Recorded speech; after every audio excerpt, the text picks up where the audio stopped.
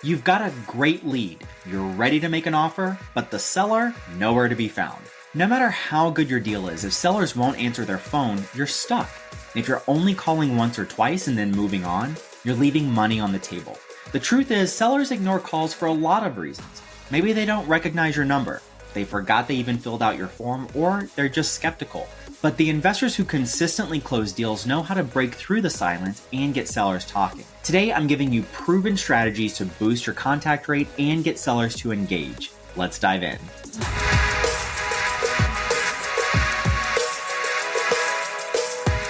Welcome to the Only LandFan's Launchpad series. I'm Kendall Lejeune, and this is the series that shows you exactly how to flip land without ever buying it. One of the biggest challenges land investors face isn't finding deals, it's getting sellers to actually pick up their phone. Too many investors give up after one or two calls when, in reality, it takes a structured approach to make contact and build trust. In this episode, we'll cover why sellers ignore calls and how to fix it, the best strategies to increase your pickup rate, and what to do when sellers ghost you after initial contact. By the end, you'll know exactly how to turn dead leads into real conversations. First, why sellers ignore calls and what you can do about it. Before you can fix the problem, you need to understand why it's actually happening. Here are the top reasons sellers don't answer. 1, they don't recognize your number. If they see an unfamiliar area code or a random toll-free number, they just assume it's spam. Second, they forgot they even filled out your form or talked to your cold caller. Sometimes sellers reach out when they're curious, but don't remember when you actually called. Third, they're skeptical. Many sellers assume real estate offers are scams or just aren't sure if you're legit. So here's the fix. Use local phone numbers whenever possible. If a seller isn't responding, try switching to a number with their area code. It makes a huge difference. The takeaway here is the more you look like a familiar, real person, not a telemarketer or a robot, the more likely they are to answer. Next is the triple dial strategy and why it works. Most investors call once and leave a voicemail. That's a mistake. Here's a better approach. Call once. If they don't pick up, don't leave a voicemail. Call again immediately. Wait about 5 seconds. This makes it seem urgent and they're much more likely to pick up out of curiosity. Call a third time. If they still don't answer, now leave a casual, no pressure voicemail. For example, I know investors who double their contact rates just by using this method. The second and third calls trigger a response because the seller assumes it's really important. The takeaway here is sellers ignore 1 call. They don't ignore 3.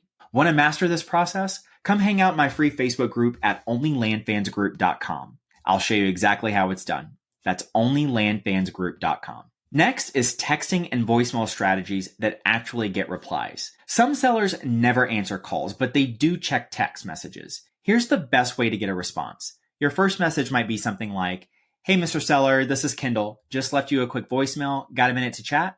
And then your follow-up text, if no response in the next 24 hours, is something like, "I know this is random, but I wanted to ask, are you still interested in selling your property in county name?" So for example, one investor got a seller to respond after 2 months of silence just by sending a text that said, "Hey, Mr. Seller, don't want to bug you, but I had a quick question. Mind if I text it over?"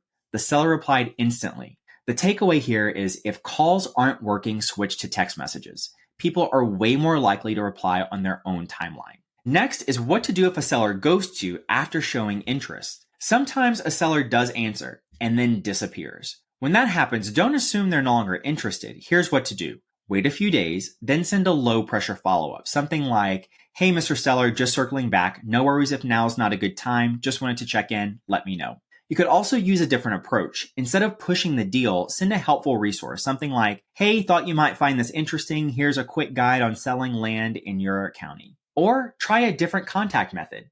If they won't answer calls, send an email. If they're ignoring text, try a short voicemail. Here's a pro tip. Sellers sometimes want to sell, but they get distracted or overwhelmed. A no pressure follow-up keeps the door open without pushing too hard. So here's the takeaway for you. A ghosted seller isn't always a lost deal. Stay persistent, but don't chase. Let them come back when they are ready. Most investors lose deals simply because they give up too soon. But now you know how to break through the silence and get sellers talking. Try these strategies and watch your contact rate go up. And if you want even more advanced tactics, join the Only LandFans Facebook group at onlylandfansgroup.com. It's where the real conversations happen. Again, that's onlylandfansgroup.com.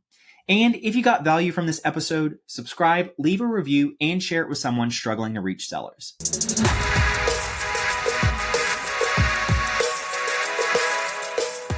So you finally got in touch with the seller, locked up the contract, but now you're stuck. The property isn't selling, you don't know what to do next. In the next episode, we're breaking down how to sell land deals when you're stuck, where to find buyers, how to reposition your deal, and creative ways to move your inventory faster. See you next time. Until then, stay dirty.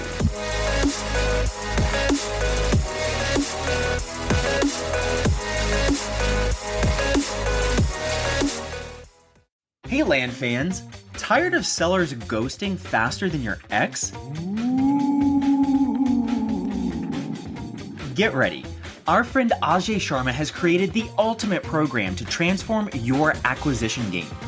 Land Closers Academy brings you weekly call reviews, a powerhouse community, and the proven system for turning leads into signed contracts. And check this out.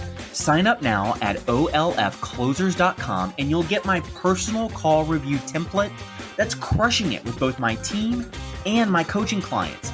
This is the exact system we use to level up acquisition managers and consistently grow their closing skills. It's a game changer for managing your team. Ready to close more deals? Head to olfclosers.com and let's get you crushing it. Because the only thing getting ghosted should be your old closing rate. Boom.